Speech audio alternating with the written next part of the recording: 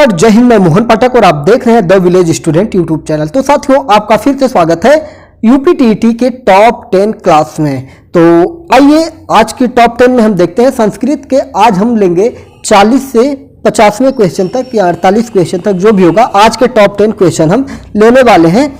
और आप play list में जाके टॉप 10 की सीरीज दे सकते हैं। सीडीपी के 25 लेक्चर है, हिंदी के 10 लेक्चर है और भी पुराने आपको हजारों हजार वीडियो आपको इस चैनल पर मिल जाएंगे। तो चलिए आइए शुरू करते हैं। तो कल हमने समाप्त किया था, थोड़ी सी पीछे के भी सूत्रों को हम लेते हैं, क्वेश्चनों को लेते हैं।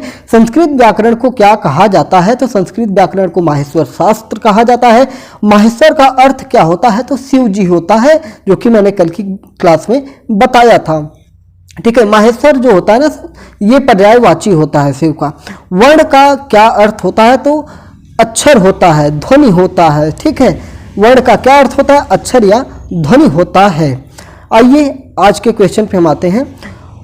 जिन वर्णों के उच्चारण में अन्य वर्ण की सहायता न ली जाए उन्हें क्या कहा जाता है? जिन वर्णों के उच्चारण में अन्य वर्णों की सहायता न ली जाए उन्हें स्वर कहते हैं। मतलब जो स्वर होते हैं, स्वर क्या होते हैं? स्वतंत्र रूप में होते हैं। स्वर क्या होते हैं? स्वतंत्र रूप में होते हैं।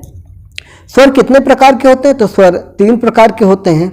स्वर कितने प्रकार के होते हैं? स्वर 3 प्रकार के होते हैं। ठीक है, स्वर कितने प्रकार के होते हैं? 3 प्रकार के होते हैं। तो स्वर कितने प्रकार के होते हैं? 3 प्रकार के होते हैं। आइए हम जानते हैं भारतवर्ष में देव भाषा किसे कहा जाता है? तो संस्कृत को देव भाषा कही जाती है। संस्कृत को देव भाषा कही जाती है दोस्तों। तो अब क्वेश्चन बनता है आपका यूपीटीईटी में कि रामायण की भाषा क्या है? रामायण की भाषा क्या है? तो रामायण किस भाषा में लिखी गई है? तो आपकी संस्कृत भाषा में लिखी गई है। इसके रचयिता के बारे में पूछ लिया जाता है तो वाल्मीकि जी हो जाएंगे, महर्षि वाल्मीकि जी हो जाएंगे। वाल्मीकि की कहानी आप लोगों को पता ही होगी, तो अगर जिनको नहीं पता है तो उनको हम बता देते हैं कि वाल्मीकि ऋषि क्या थे। वाल्मीकि ऋषि जो थे ये एक डाकू थे। क्या थे? एक डाकू थे। क्या थे? एक डाकू थे। डाकू जानते हैं ना, लुटेरा। एक लुटेरा थे। तो एक जंगल था। क्या था? एक जंगल था, एक घना जंगल था और वहाँ से कुछ साधु सन्यासी क्या थे? जा रहे थे। क्या थे? वहाँ से कुछ साधु सन्यासी जा रहे थे। तब तक क्या होता है?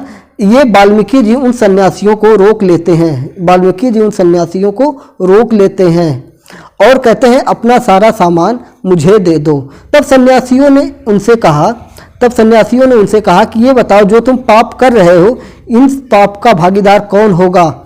तो उसने कहा कि इस पाप का भागीदार मेरा पूरा परिवार होगा, मेरा पूरा परिवार होगा। तो ऋषियों ने कहा कि अगर तुम्हारा परिवार होगा तो पहले जाओ अपने परिवार से पूछ के आओ। क्या करो? अपने परिवार से पूछ के आओ कि क्या ये तुम्हारे पाप में भागीदार होंगे।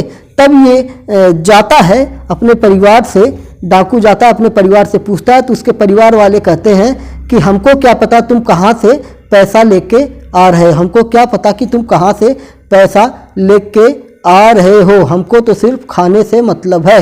तुम पाप करोगे तो तुम्हारे पाप का भागीदार तुम होगे।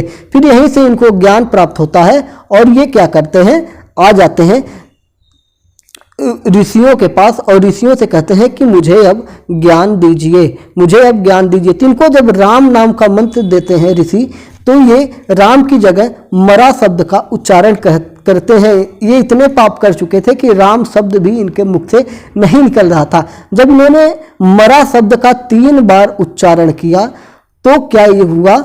इनके मुख से राम निकलने लगा। देखिए, आप देखिए, मरा राम राम राम। तो ये एक साइंटिफिक तरीका है इसका। तो इस प्रकार से फिर इन्होंने रामायण की रचना की। किस भाषा में? संस्कृत भाषा में रचना की। सेम इसी प्रकार की कहानी आपका कालिदास की हो जाती है। कालिदास की हो जाती है। कालिदास जी अपने पत्नी के प्रेम में इतना पगलाए रहते हैं, अपनी पत्नी के प्रेम में इतना पगलाए रहते हैं, तो उसके पास जाते हैं। मतलब ये थोड़ा पागल रहते हैं, निठल्ले रहते हैं, दिमाग से पैदल रहते हैं। तो उनकी पत्नी इनको घर से भगा देती है कि भाग जाओ यहाँ से। ये भाग जाते हैं। फिर उसके बाद इनको ये बात लग जाती है और जाते हैं, खूब पढ़ाई लिखाई करते हैं, तपस्या करते हैं। तपस्या जो कहा जाता है ना, तपस्या, तपस्या का मतलब ज्ञान की प्राप्ति होती है। ज्ञान की प्राप्ति कैसे होती है? आप लोग कर रहे हैं ना, कोई इलाहाबाद में बैठा है, कोई दिल्ली में बैठा है, कोई कहीं और बैठा है, कोई कोटा में बैठा है, कहीं पटना में बैठ के तैयारी कर रहा है, कहीं कोई अपने घर पे तैयारी कर रहा है, कोई अपने घर के कमरे में तैयारी कर रहा है। तो वही क्या है? तपस्या है। ठीक है। ऋषि मुनि चले जाते थे पहाड़ पे, पर्वत पहाड़ पे चले जाते थे, हिमालय में चले जाते थे। तो हिमालय में क्या होता था? वहां पे उनको एक अनुकूल वातावरण मिल जाता था। क्या मिल जाता था? अनुकूल वातावरण मिल जाता था, जिसकी वजह से वो अपनी साधना को जगा लेते थे, अपने ज्ञान को बढ़ा लेते थे। ठीक है। तो उस समय तो किताबें नहीं थी, तो अन्य गुरुओं के माध्यम से वो मौखिक भाषा के माध्यम से सीख लेते थे, जिसे आपका भंडारकर विधि के नाम से संस्कृत में जाना जाता है। भंडारकर विधि। भंडारकर विधि अगर आपसे पूछा जाए कि भंडारकर विधि क्या होता है, तो भंडारकर विधि जो होता है इसे मौखिक भाषा कहा जाता है। आया ना एक क्वेश्चन यहाँ से? ठीक है। तो चलिए, तो कालिदास जी भी जाते हैं और ढेर सारा ज्ञान प्राप्त करके आते हैं। कालिदास तो ऐसे थे कि जिस पेड़ की डाली पर बैठते थे उसी डाली को काट देते थे और डाली के साथ खुद नीचे चले आते थे। तो ये रहे हमारे कालिदास जी और तुलसीदास जी। और आज ये दोनों बहुत बड़े विद्वान हैं और इनकी किताबें विश्व में प्रसिद्ध हैं। तो इस बात से क्या निष्कर्ष निकलता है कि आप किसी भी उम्र में चले जाएं, अगर आप अपने ज्ञान को नहीं बढ़ा पाए हैं तो आप वहां से भी शुरुआत कर सकते हैं और अपने ज्ञान के लेवल को बढ़ा सकते हैं। ऐसे लोगों से हमें प्रेरणा प्राप्त करनी चाहिए कि पढ़ाई लिखाई या किसी भी कार्य को करने का कोई निश्चित समय, मतलब शुरुआत करने का कोई निश्चित समय नहीं होता है। जब जागो तभी सवेरा। क्या कहा जाता है? जब जागो तभी सवेरा। ठीक है। तो चलिए आइए अगले क्वेश्चन पे चलते हैं। जिस समास के दोनों पद प्रधान होते हैं उसे क्या कहते हैं? तो उसे क्या कहते हैं साथियों? द्वंद्व समास कहा जाता है। क्या कहा जाता है? द्वंद्व समास कहा जाता है। दोनों पद प्रधान की बात की जाएगी तो माता पिता, माता पिता, तो यहाँ पे डैश लग जाएगा। माता और पिता दोनों क्या है? प्रधान है। तो माता च पिता च। ठीक है, ये हो जाएगा। ठीक है। राम श्याम या कुछ भी आप कह सकते हैं इस तरीके से, तो ये आपका द्वंद्व समास हो जाएगा। बहुब्रीहि समास का कोई एक उदाहरण बताइए। तो लंबोदर की बात की जा रही है, दशानन की बात की जा रही है, पीताम्बर, पीताम्बर, ये सारी चीजें, कई चीजें होती हैं जो बहुब्रीहि समास के उदाहरण होते हैं। जैसे पीताम्बर की बात की जाए, पीताम्बर की बात की जाए तो ये कंफ्यूजन वाला क्वेश्चन हो जाता है। इसमें कोई बहुब्रीहि समास लगाता है तो कोई कर्मधारय समास लगाता है। किताबों में अलग अलग दिया होता है, तो वो चीज़ें आपको क्लियर करनी पड़ेंगी। प्रतिदिनम में कौन सा समास होता है? तो अव्ययी भाव समास होता है।